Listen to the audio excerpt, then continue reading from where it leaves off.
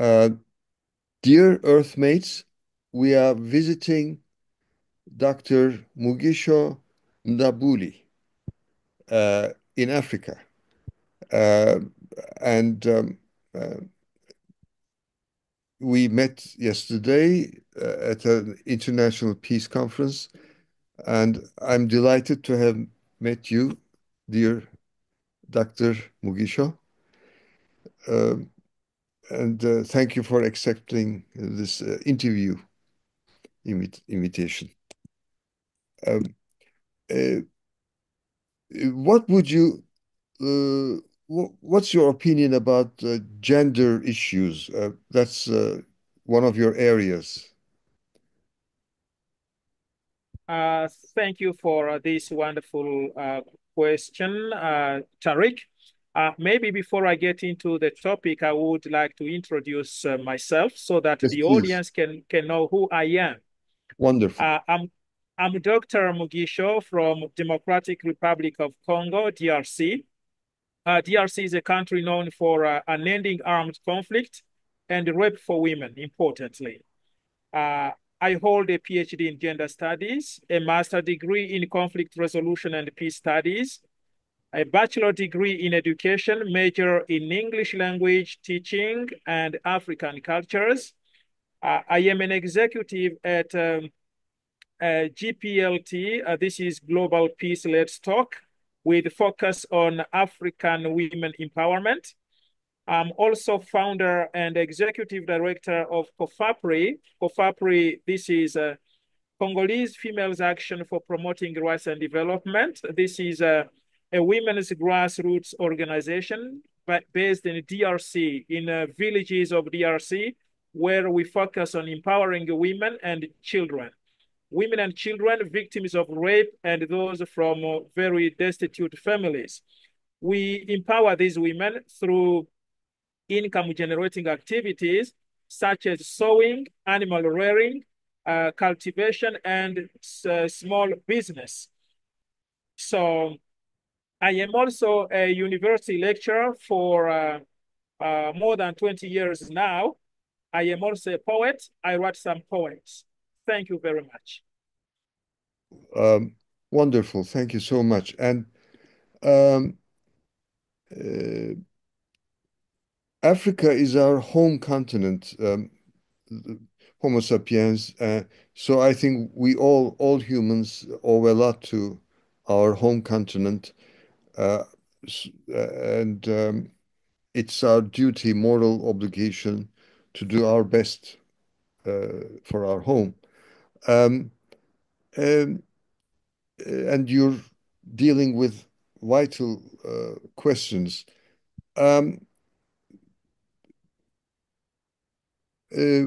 how did you decide to go into that field, gender issues and children's empowerment and women? Uh, Thank you again for this question. And this is very interesting to explain to the audience to understand why I'm very interested in gender. Actually, as I earlier mentioned, I come from DRC, a country where women have been victims of violence because of unending wars. And also, this has pushed me to think twice because I come from DRC, I live with those women, I've experienced the war, I saw how the women are suffering. This is what mostly pushed me to start thinking of how we can bring support to those women. And this is what pushed me to create COFAPRI, Congolese Females Action for Promoting Rights and Development, in order to give more support, in order to help these women victims of rape and the children born to those raped mothers. In brief, that is what motivated me to focus on gender. And in order to do it better, I said it could be more important if I could further my studies and get a PhD degree in gender studies so that I can have more information. I can get skills on how to support those women. Thank you. Thank you. And um, psychologically, what do um, women and children in difficult situation? Uh, the psychological approach, uh, the attitude of the person who wants to help them is very important, of course. How do you approach this, them? Yeah, you know that when somebody has been living in a warring area, in an area where there are conflicts and they hear wars every time, people are somehow frustrated. People need support. They need psychological support. They need material support as well. So the approach we have been using is just we come closer to those women. We talk to them. We collect what they need. We try to understand what are their needs, and we go back to our organization. We discuss and we see how we can help them get moral stability, how we can help them get some materials or how we can help them uh, be responsible of their lives, because most of those women have seen their children being killed, have seen their husband being killed as well, and this has been causing them a lot of trauma, and because of the trauma, they need moral support. We have a kind of counseling, a desk of counseling, where we talk to those women individually and then bring them collectively so that they can be understanding. They can also be helping each other in their specific teams because they work in teams.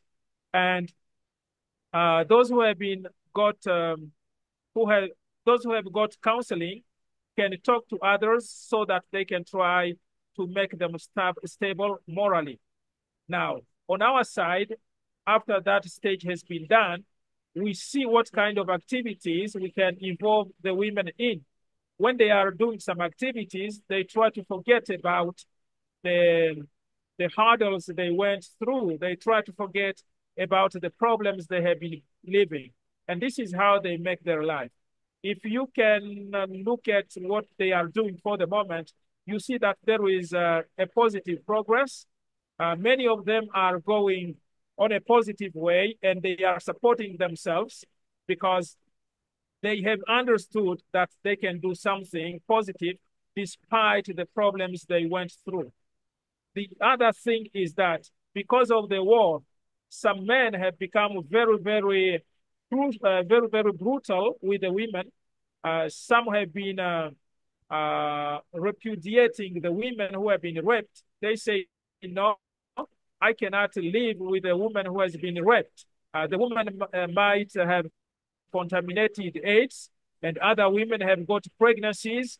Now some men say such women do not deserve to be staying in our families. Those women are abandoned to themselves. And the government is doing little. They are trying to do something, but they don't cover all the areas. That is where we as organization, we try to give support where the government cannot do a lot. That's it. How about international organizations? We know that there is a United Nations, unfortunately not efficient enough in terms of instances of war and mass killings, etc., unfortunately. About UNESCO or um, there are individuals who are concerned, but how about international organizations? Are they sufficiently there with you?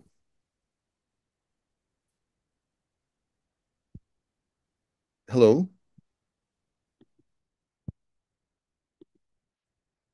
Hello?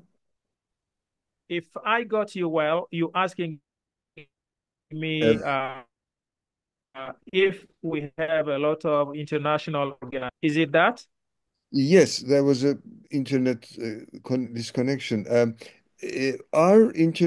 there any international organizations that are helpful? I cannot see you, by the way. Your sound Hello? is black now. Mhm.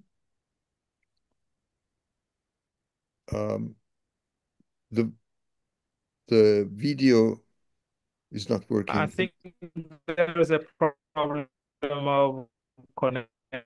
Okay. Yes, let's go on like this till um, yes, any international support?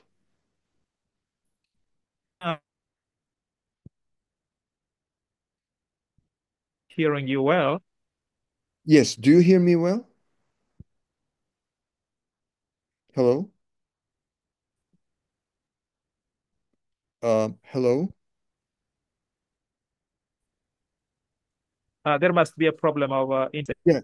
Um, okay.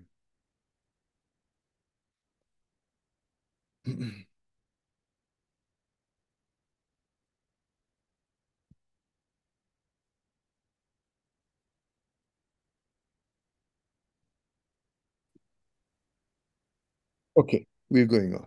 Good. Um, yes, any international assistance is there? Yes, there are many international organizations in the DRC. They work in different areas, but the country is very huge, and they cannot reach everywhere. So the places where they cannot reach, that is where we as locals we try to give support. Yeah, they are there, and of course, there are different issues. They cannot tackle all the issues. No. Locals try to focus on some issues because of means, of course, and those international organizations also focus on other issues. Yes. Um, what is the population of Congo now? It's above 100 million. A big number. Yes. Yes. And how about religions? Different religions are there? Yes, there are different religions in DRC. We have Christianity, we have Islam, we have, yeah, those are the most important religious beliefs in the country. Yes. Um, Uh, they they also bring support. They also bring support mostly to their congregants. The women who go to specific churches, the churches see ways they can support them, maybe um,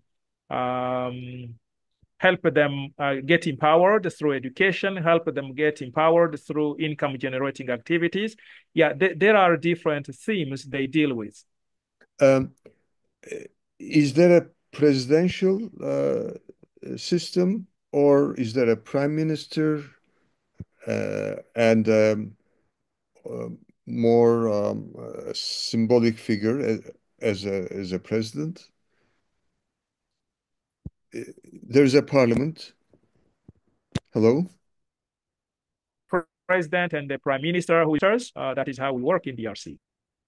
There was a Yes, yeah, disconnection. There's a president and yes, prime minister.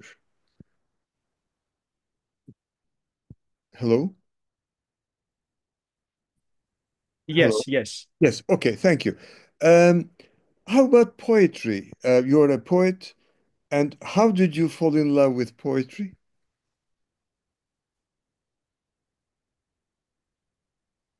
Could you repeat your question, please? How did you fall in love with poetry? You are a poet. Yes, yes. I fell in love with poetry because poetry is another way of expressing what we think. Poetry is, I think, a very specific way, a very brief way of telling stories. It's a way of educating people as well. So I write about gender issues in a poetic way. I write about the environment, I write about the real life, how life goes here and there around us. Yeah. Uh, do you give lessons about writing as well to people, to youngsters or women? Do you mean I write about poetry? Yes, writing poems, stories, or expressing themselves, because writing has a healing effect, as you know. Yeah, yeah. I get the point. Normally, I don't teach people how to write poems or whatever writing, but in the context of our organization, we teach women. Uh, yeah, we teach women basics in literacy and basics in numeracy. We do this because most of those women we support are illiterate. So we thought that another way of empowering them is just to help them just have basics in writing and making calculations, because the writing and the calculations are very helpful for them. For instance, women who are doing small business, they have to write somewhere how much money they got. They have to write somewhere how much interest they got. They have to write all those things so that they can have a reference. The women who are doing sewing as well, they have to take measures of people they are going to sew for. So they have to know the chest will have these these details. The length will have this. So those details are very, very helpful. We don't teach them a lot, but we help them to write those basics, and we help them to do basic in calculations. Wonderful, wonderful. Life skills. Yes. Yes. In literature, who are some of your favorite poets, writers? I like Noam Chomsky. Oh, yes, he's Uh, also one of my favorites. Yes. yeah, I also like I forgot his name, the one who wrote Animal Farm, George Orwell. George Orwell. Yeah, I like the readings of George Orwell. I like the readings of Noam Chomsky. I also like the writings of Ngugi wa Thiong'o and Ezekiel Mufalele from South Africa, I think, and Chinua Achebe from Nigeria. Those are the most Yes, important writers I appreciate. yes. Achebe, right? Yes, Yes, he's yes. unknown, and I respect him a lot as well. Yeah, yeah. Um, um, when you write, is there a specific time of the day? Do you prefer to write in the morning, at night, or any time? A wonderful question. The most favorite time I like to write and think and do whatever I do is night. When it is night, that is the perfect time for me where I get inspiration. Uh, so if I get an inspiration during the night, because I always sleep near my bed, there is a small table where I put a pen and a paper. I may get something when I'm sleeping as an idea and then wake up quickly and jot it down somewhere. Then Yes, during the day, I'll try to brainstorm and try to work on it. yes, yes. They say early morning, just when we wake up, that's a good moment Mm. without starting the routine, the daily routine, Hmm. you know. Yeah. So whatever. And yes, do you use pencil and paper first, or do you directly go to your computer? What, or sometimes this, sometimes that? Uh, I think people write differently. They have different strategies to start writing. On my side, for example, when I have an idea at night, I write it somewhere on a paper with a pencil or a pen, but mostly I use a pen. Then during the day, I can brainstorm and say, this is what I'll be talking about this point. This is what I'll be talking about this point. Then when I have the key points, then I wait for the next night. I sit and start writing. I draft everything that comes. I write kind of brainstorming. Yes, I brainstorm and start putting key points under each theme. And then after some time, I will have something big as draft, and then I can start proofreading, editing, and putting things at the right place and removing things, adding others. That is how I often do. I have the same strategy. Oh, And wonderful. and I think everybody can write, but many people stop, they block themselves. They say, I Hmm. cannot write. But Yeah. writing is wonderful. It's free financially. You just write. And Yes. many people want to write something good just at the beginning. But how Hmm. about the labor? How about it's giving birth? It cannot be easy. Hmm. Sometimes, yes, but uh, the process of writing, this questioning, revising, giving up, Hmm. feeling upset a little bit, and Yeah. then feeling joy. These are Yeah. wonderful adventures, Hmm. right?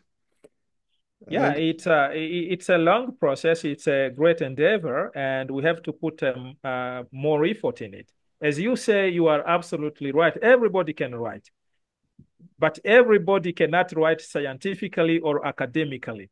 But everybody can write. yes, Yeah, and and they can learn. I mean, people can do much more than they think they can. You know, sure, sure. that's Yeah. Hmm. um, um, when you look at our world and the future, what kind of a world would you like to see what kind of a world should we build? I mean, we people like us, we have an idea, but still, it's good to tell. Yeah, yeah. I think everybody would aspire to the world that is peaceful, a world where people communicate positively, a world where can everybody can go to work peacefully, everybody can feel my neighbor is another human being like me. So we need, in one word, a world where there is equality, the world where human rights are valued. That is, in brief, the world we should like to live in. So if we get into details, I think these points can produce books and books. Yeah. True, true. Uh, Mm. and what would you like to recommend or suggest to younger Earthmates in the world? The young people, I would recommend them to have a vision of life. Once they have a vision of life, to look for means to reach the visions they have.